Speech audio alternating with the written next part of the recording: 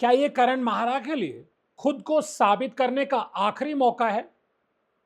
लोकसभा चुनाव में करारी हार के बाद वापसी करने का कांग्रेस के लिए सुनहरा मौका है, या फिर बीजेपी ये साबित करेगी कि वो इलेक्शन मशीन है, चुनाव बड़ा हो या छोटा, जीत उसे ही मिलती है।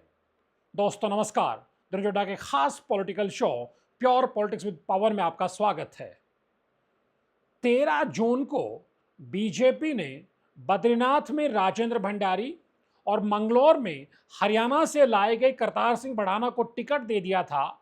उसके 4 दिन बाद ही सही 17 जून को कांग्रेस ने भी ऐलान कर दिया कि लखपत बुटोला राजेंद्र भंडारी को बद्रीनाथ बैटल में ललकारेंगे, तो मंगलौर महाभारत में पूर्व विधायक काजी निजामुद्दीन करतार सिंह भड़ाना और बीएसपी प्रत्याशी उबैदुर रहमान का सामना करेंगे।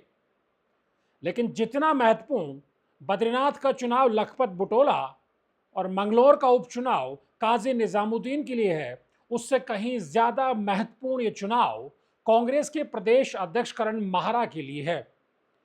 क्योंकि चंपावत उपचुनाव में जिस तरह से कांग्रेस की बुरी गत हुई थी और उसके बाद बागेश्वर उपचुनाव में कांग्रेस ने वापसी करने के संकेत जरूर दिए थे, लेकिन वो चुनाव हार गई थी।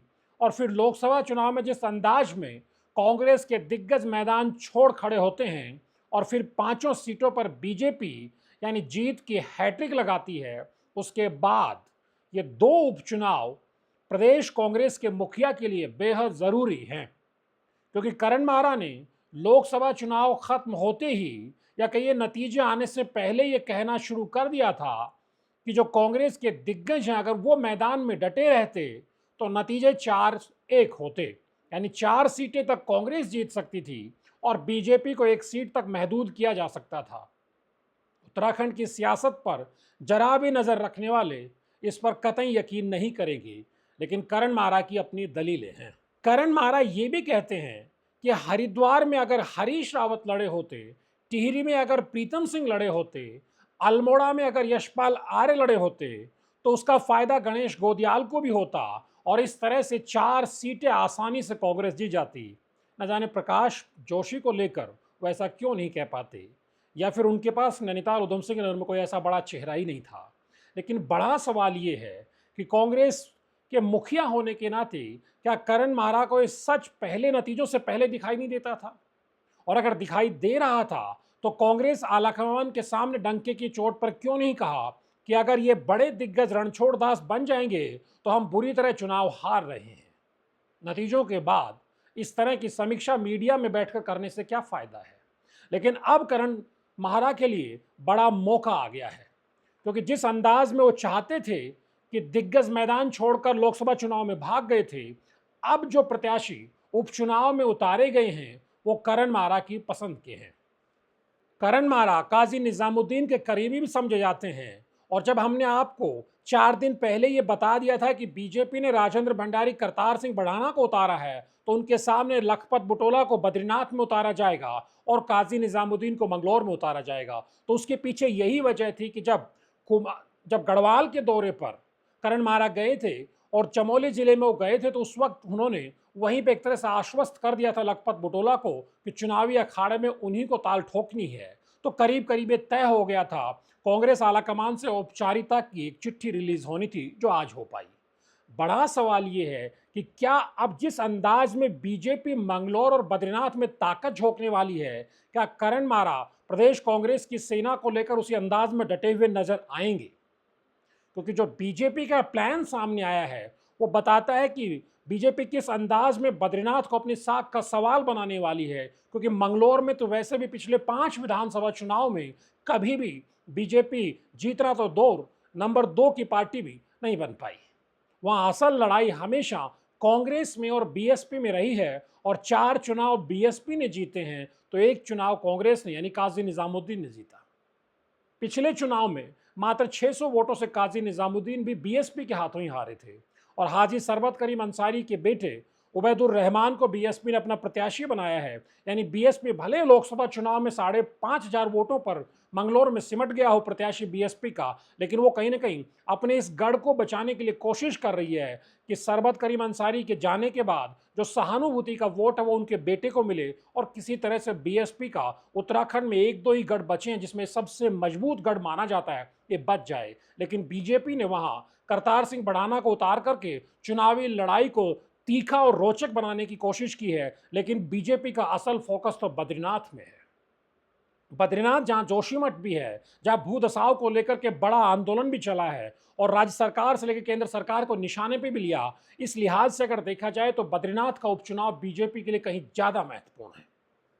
बद्रीनाथ के जरिए बीजेपी ये संदेश भी देने की कोशिश करेगी कि जनता में चाहे लोकसभा का चुनाव रहा हो या फिर उपचुनाव रहा हो, उसकी पकड़ बेहद मजबूत है। यही वजह कि आप कल्पना करिए, जब 20 जून को नामांकन करने के लिए राजेंद्र भंडारी जाएंगे तो उनके साथ मुख्यमंत्री भी होंगे, प्रदेश अध्यक्ष महेंद्र भट्ट भी होंगे, संगठन और सरकार के दूसरे सूरमा भी होंगे और जो बीजेपी के प्रदेश के महामंत्री हैं अजय कुमार और धन सिंह रावत जो चमोली जिला के प्रभारी मंत्री हैं, ये दिग्गज लगातार 10 दिन तक वहां कैंप करेंगे। यानी पूरे चुनावी व्यूह रचना के दौरान वहीं मौके पर मोर्चे पर डटे रहेंगे।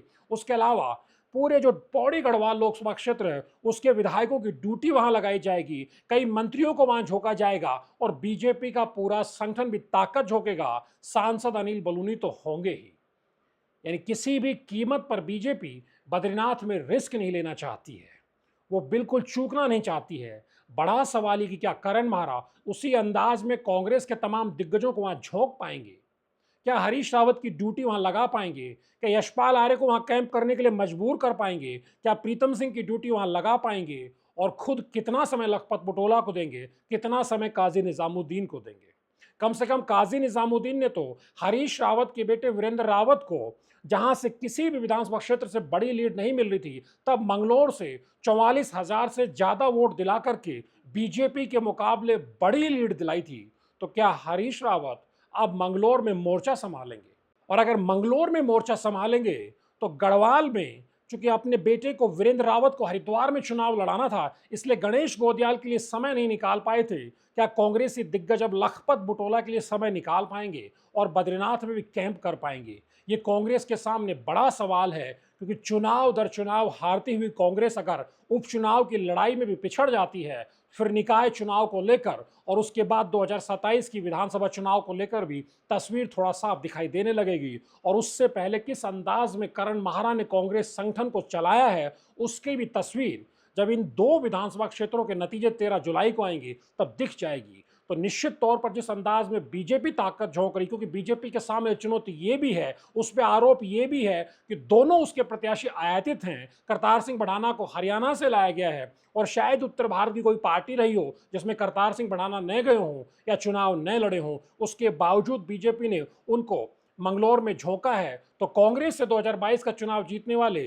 राजेंद्र भंडारी को पार्टी छुड़वा करके बीजेपी में लाकर अब दोबारा से बद्रीनाथ में झोंका है।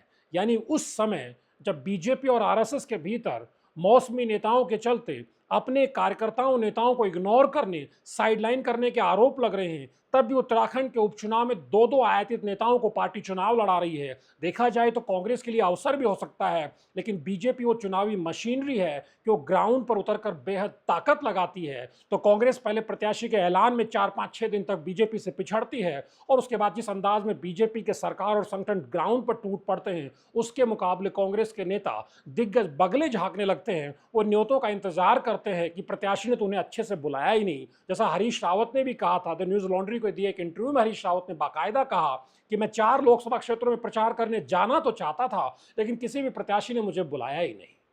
ये हाल है कांग्रेस का। द न्यूज अड्डा के वीडियोज को लाइक कीजिए, शेयर कीजिए और चैनल को सब्सक्राइब करना मत भूलिए। नमस्कार।